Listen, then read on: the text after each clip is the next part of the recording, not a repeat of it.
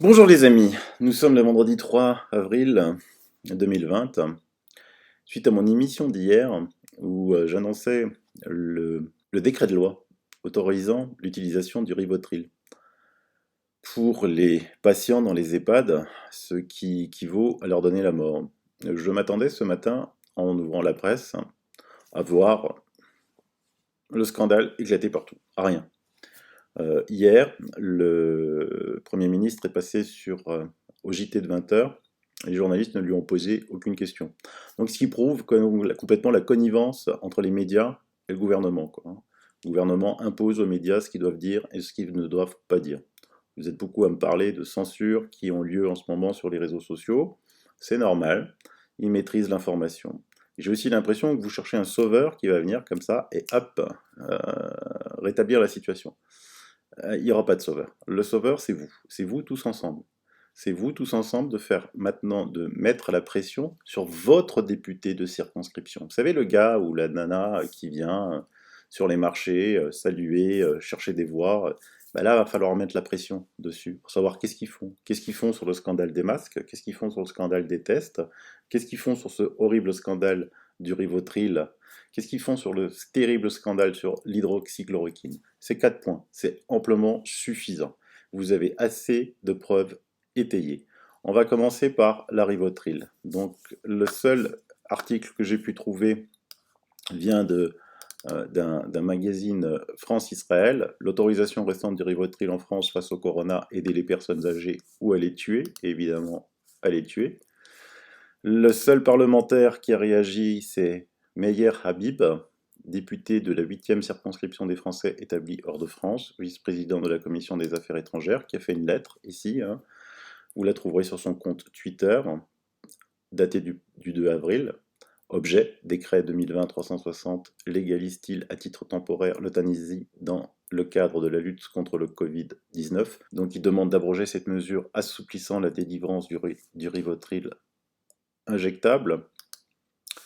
Concernant l'hydroxychloroquine, là maintenant, ils vont être bientôt échec et mat, mais il faut que ça remonte, parce que si ça ne remonte pas l'information, ça ne sert à rien.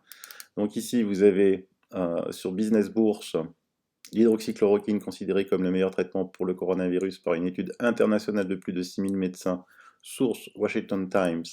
C'est bon cette fois. Donc quand on va au Washington Times, ça c'est la une, je vous la mets en français. Thérapie la plus efficace par les médecins pour le coronavirus. Enquête mondiale.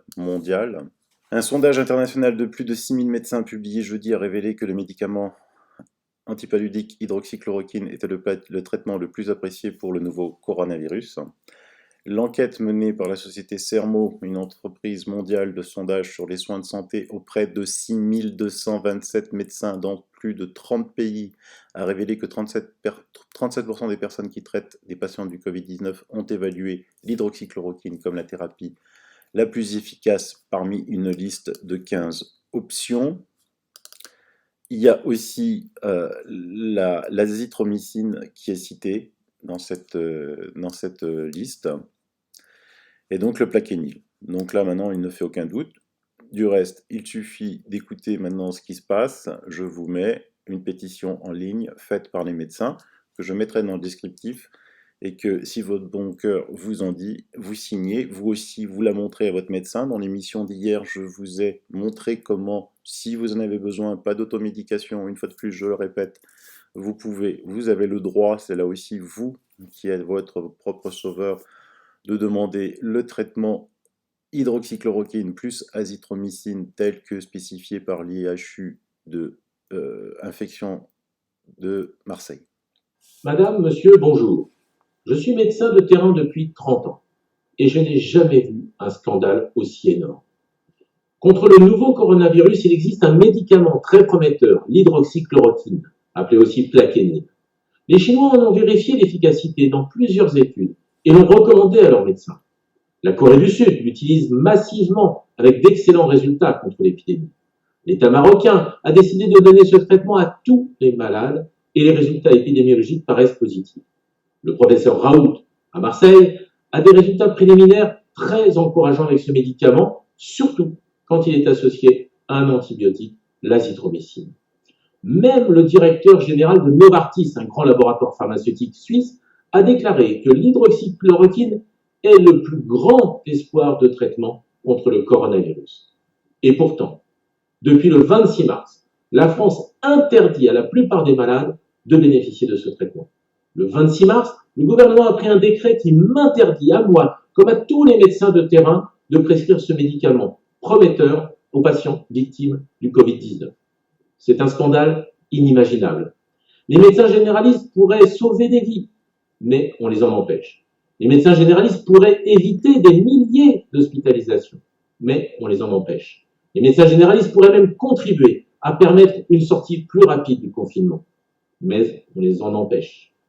Il faut agir, et c'est pourquoi je vous demande de signer d'urgence la pétition que j'ai lancée avec d'autres confrères médecins. Nous demandons l'abrogation immédiate du décret du 26 mars et l'autorisation tout aussi immédiate pour les médecins généralistes de prescrire de l'hydroxychloroquine à leurs patients qui pourraient en bénéficier.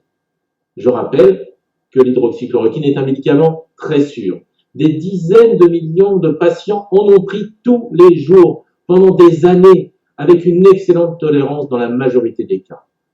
Comme l'a dit le professeur Didier Raoult de Marseille, l'hydroxychloroquine a beaucoup moins d'effets indésirables graves que le Doliprane. Surtout que son protocole prévoit un traitement de 10 jours uniquement et que les éventuels effets secondaires apparaissent surtout après 1 ou 2 ans de traitement.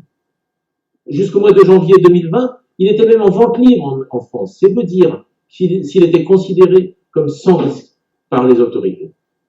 Bien sûr, ce médicament ne doit pas être pris en automédication, mais c'est un médicament sans danger s'il est prescrit par un médecin. Et surtout, à ce jour, c'est le seul médicament qui ait montré une efficacité pour aider à guérir du coronavirus. En Italie, les médecins généralistes ont le droit de prescrire l'hydroxychloroquine à leurs patients, avec des résultats très prometteurs. Voilà ce que vient de déclarer le professeur Bartoletti, vice-président de la Fédération italienne des médecins généralistes. Les résultats que nous commençons à accumuler suggèrent que l'hydroxychloroquine administrée tôt donne la possibilité d'éviter une évolution grave à une majorité de patients et permet de désencombrer les salles de réanimation. Mais en France, on interdit aux médecins généralistes de le faire. Il est urgent d'abroger le décret du 26 mars. Vite, signez la pétition pour que le gouvernement autorise à nouveau les médecins de terrain à prescrire ce médicament. Qu'attendons-nous pour permettre aux médecins de le prescrire? D'avoir davantage de morts? A demandé récemment le professeur Perron, chef de service d'infectiologie à l'hôpital de Garches. En effet, c'est incompréhensible. En France, le gouvernement a pris 3 décisions absurdes. Réserver l'hydroxychloroquine aux cas les plus graves, alors qu'on sait que ce médicament n'a plus d'effet quand il est donné trop tard. Le prescrire seul, alors qu'on sait qu'il est plus efficace quand il est associé à l'azithromycine.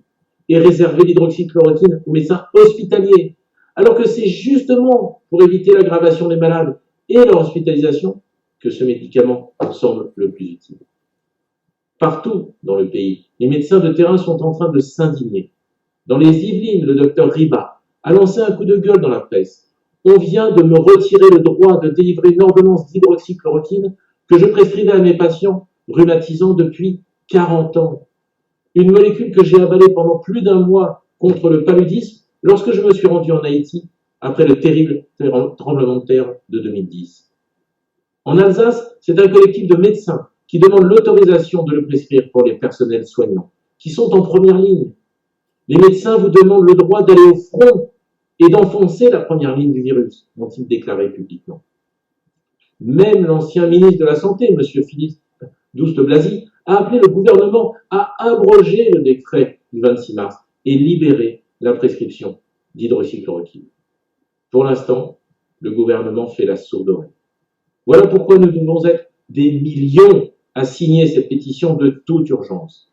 Les médecins ont fait 10 ans d'études et sont parfaitement capables, en toute connaissance de cause, de prescrire ce médicament à leurs patients qui en ont besoin. C'est bien votre médecin généraliste qui vous connaît le mieux et qui saura choisir le meilleur traitement pour vous. On peut abroger sans problème le décret du 26 mars, car il n'y a même pas de problème de pénurie ou de manque de stock.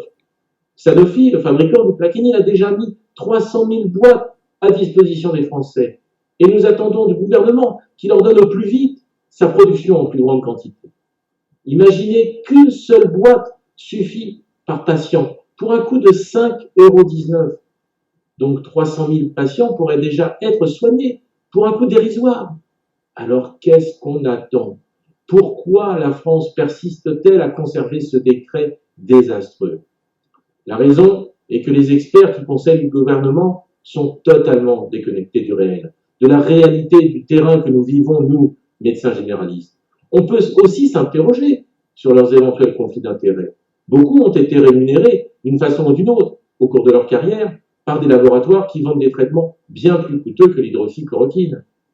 Voilà pourquoi nous devons être des millions à nous mobiliser pour faire contrepoids. En signant cette pétition, vous libérerez les mains de votre médecin traitant et vous lui permettrez de se replacer au centre de notre système de santé, la place qu'on n'aurait jamais dû lui enlever. Il est urgent d'abroger le décret de 26 mars. Il faut immédiatement redonner aux médecins la liberté de prescrire l'hydroxychloroquine. Par notre action, vous et moi, nous pouvons espérer sauver des vies. Vous et moi, nous pouvons espérer mieux protéger les personnels soignants de nos hôpitaux, héroïques en ce moment. Signez vite notre pétition et transmettez-la à tous vos contacts, y compris à votre médecin traitant. Je compte sur vous. Donc n'oubliez pas, je mets le lien vers cette pétition, signez-la, montrez-la à votre médecin traitant. Il est temps d'agir maintenant, chacun. Il faut faire remonter, il faut montrer que pour l'instant l'information est diffusée comme ça, vous voyez, c'est une pyramide. Donc là au-dessus, il diffuse largement à la base. Maintenant, il faut que la base remonte vers le haut. Et on remonte vers le haut, vers les médecins, on remonte vers le haut, vers les députés, les élus, n'importe lesquels. Hein, parce qu'ils dorment, ils sont en train tous de dormir, là, je sais pas ce qu'ils ont. C'est juste hallucinant. Donc, après le scandale du Rivotril, après le scandale de l'hydroxychloroquine, maintenant il y a le scandale des masques. J'ai quelque chose à vous annoncer parce qu'il y en a beaucoup qui attendent un sauveur qui va venir des US. Il n'y aura pas de sauveur qui viendra des US. Hein. Le sauveur, s'il vient des US, il s'occupera des US. Donc là, j'ai une information qui n'est pas encore confirmée, mais elle vient d'un grand président d'un grand groupe pharmaceutique étranger qui me dit que les GAFA, Facebook, Amazon, voilà, les gens les plus puissants du monde sont réunis autour d'une table et auraient signé un accord pour que l'ensemble du matériel médical exclusivement partirait de la Chine vers les États-Unis à partir de ce soir. J'espère que c'est pas vrai. J'espère qu'il se trompe, mais c'est pas quelqu'un qui a l'habitude de raconter des choses en l'air, et ça ne m'étonnerait pas du tout. Concernant les masques et les mensonges de ce gouvernement depuis le début de la crise, il suffit d'aller voir ce que disent les douaniers. Aujourd'hui, ce qu'on voit, c'est qu'il y a une grosse communication qui est faite depuis 2-3 jours par le président de la République et par le gouvernement et par ses amis du CAC 40 sur le fait que les masques, des gens comme Airbus ou LVMH en donnent aux hôpitaux. Donc on est dans une espèce de mécénat complètement hallucinant. On se croirait un petit peu à l'époque de quand Notre-Dame de Paris avait brûlé ou les grandes fortunes se mobilisaient. Là, elles se mobilisent alors que l'État ne commande rien. C'est-à-dire qu'en fait, on a des chiffres, nous, c'est que depuis décembre, il n'y a eu aucune mesure d'importation de masques en France qui a été faite, aucune mesure d'importation de respirateurs aussi à oxygène, puisqu'on sait qu'il y a des différentes usines qui ont coulé en France qui actuellement seraient utiles à la population. Donc l'État n'a pas commandé aucun masque depuis 3-4 mois et elle laisse faire des groupes actuellement qui commandent des millions de masques en importation. Donc ces masques arrivent dans les entreprises. C'est des entreprises qui n'ont pas l'utilité sociale première, hein, puisque c'est celle du bâtiment et d'aéronautique, mettons, qui ont des stocks stratégiques de masques énormes. Donc qui diffuse depuis quelques jours. C'est pour ça qu'on avait sorti le communiqué, il est peut-être sorti un peu tard, mais c'est vrai que depuis le début, on voyait ces importations énormes de masques arriver dans ces entreprises. Toi, ce que tu dis, c'est qu'en gros, jusqu'au début du mois de mars, pour prendre cette date à peu près, aucune commande n'a été effectuée. Non, effectivement, il n'y a pas dans les chiffres qu'on a d'importation, l'État français lui-même, en tant que l'agence santé publique française, n'a rien commandé. Et ça c'est, en fait, il y a eu un enchaînement fois de notes qui ont été faites à la direction générale, où on voyait que certains industriels importaient des masques FFP2 pour leurs salariés et pour faire des stocks. Et par contre, c'est vrai qu'il n'y a pas eu d'acheminement direct. Ce n'est que depuis quelques jours qu'on en parle médiatiquement. Et je trouve qu'il y a un manque d'anticipation terrible. C'est-à-dire qu'en fait, on sait très bien qu'on est dépendant du marché extérieur pour ce genre de choses. On est devant une crise sanitaire où il y a un état d'urgence où on dit aux gens de se confiner chez eux, de perdre leur liberté individuelle, parce qu'on ne veut pas engorger les hôpitaux qu'on a détruits depuis des années, hein, le budget des hôpitaux. Et en même temps, l'État se donne pas les moyens de protéger les salariés premiers qui sont victimes qui sont en première ligne de ce combat, en fait, si je peux dire, les hospitaliers, parce qu'il y a des stratégies qui n'existent plus en France. La preuve par les douanes que le gouvernement a menti depuis le début de cette crise. Ils sont totalement incompétents, ou alors ils le font exprès. Plus le scandale de l'hydroxychloroquine, ça fait déjà beaucoup. Vous avez de quoi aller chercher maintenant, sans oublier le scandale de la Rivotril. Vous avez de quoi aller chercher tous vos élus, leur demander des comptes. Il faut leur demander des comptes. Il y a aussi le scandale des tests. Je n'ai pas le temps d'aborder ici. J'ai plusieurs sources d'informations que maintenant beaucoup de sociétés ont lancé des prototypes de tests rapides qui fonctionnent, mais elles sont toujours bloquées par le gouvernement. Donc ils bloquent les masques, ils bloquent l'hydroxychloroquine qui marche bien, ils bloquent les tests, et ils signent un décret pour qu'on puisse injecter du poison aux gens pour qu'ils meurent. Donc si avec ça, vous ne bougez pas, si avec ça, vos députés, vos élus ne bougent pas, on sera mort. En plus, hier, Édouard Philippe a annoncé un confinement supplémentaire de 15 jours. Faut pas se leurrer. Toutes les fédérations savent que le confinement, que ce soit la police, les militaires, déjà l'éducation nationale en partie, va durer jusqu'à minimum pour les plus optimistes qui ont eu l'information la plus optimiste, c'est fin mai. Pour les moins optimistes, c'est fin juin. C'est minimum. Donc oubliez les 15 jours où vous êtes confiné minimum jusqu'à mi-juin en moyenne. Voilà. Donc agissez, faites quelque chose, c'est vous tous, n'attendez pas de sauveur, n'attendez pas de sauveur, il n'y aura pas de sauveur, ça je vous le garantis, il n'y aura pas de sauveur. Je vous ferai ce week-end une émission un peu plus fouillée. Bye bye, bise.